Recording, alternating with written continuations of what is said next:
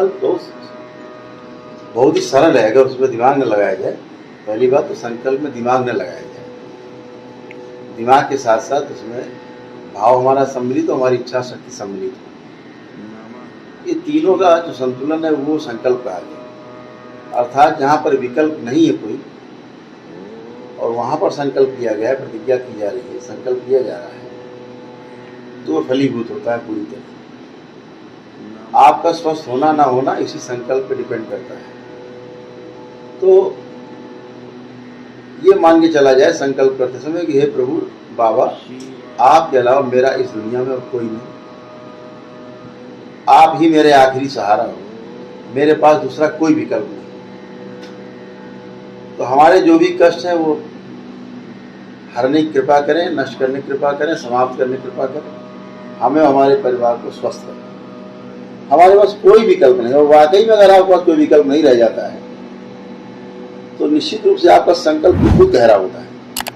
संकल्प करते करते आपकी आंखों से आंसू बहने लगते हैं। वो इस बात का द्योतक होते हैं कि वाकई में आपका और कोई सहारा नहीं है। तो संकल्प और गहरे में उतर जाता है, यानी जहाँ पर बुद्धि, भाव और आपका इच्छा शक्ति तीनों काम कर रही, विचार शक्ति, भाव शक्ति और इच्छा शक्ति तीनों एक साथ मिलकर काम कर रही हो, तो वो संकल्प सबसे गहरा माना जाता है। जहाँ हम कहीं दिमाग नहीं लगा रहे हैं, जहाँ हम कहीं केवल भाव से काम नहीं ले रहे हैं, ना केवल इच्छा शक्ति से ले रहे हैं, तीनों एकाकार हो गई हैं। यानी त्रिआयामी जो शक्ति है वो एक धारा में बहने लग गई है।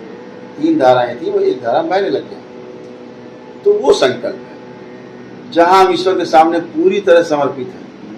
कोई मेरे अंदर ऐसा भाव नहीं कि चलो यहाँ से नहीं ठीक होंगे तो फिर वहाँ चलेंगे, वहाँ जरूर ठीक हो जाएंगे। जहाँ ऐसा भाव आपके अंदर आता है आपका संकल्प कमजोर हो जाता है। और जो आसुरी शक्तियाँ हैं इसी प्रकार के भाव देती हैं कि यहाँ चलो वहाँ चलेंगे, वहाँ नहीं वहाँ चलेंगे, तो आपके भाव तो वो बार बार कमज़ोर करती हैं, आपके अंदर जो संकल्प शक्ति उसको कमज़ोर करती हैं।